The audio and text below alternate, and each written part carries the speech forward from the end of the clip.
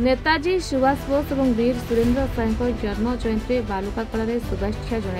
पद्मश्री सुदर्शन पट्टनायक। जनवरी 23 तारिख को देश में नेताजी जयंती को पराक्रम दिवस रूप में पालन कर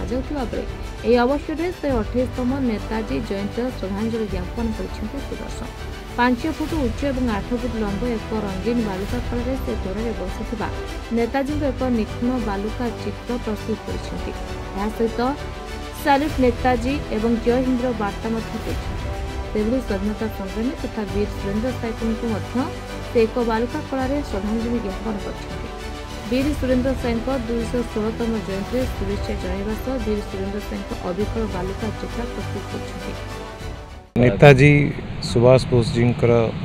बार्थ एनिवर्सरी एवं आमर ग्रेटेस्ट फ्रीडम फाइटर वीर सुरेंद्र साय जी बार्थ एनिवर्सरी ये गोटे एमती पवित्र दिन जनवरी 23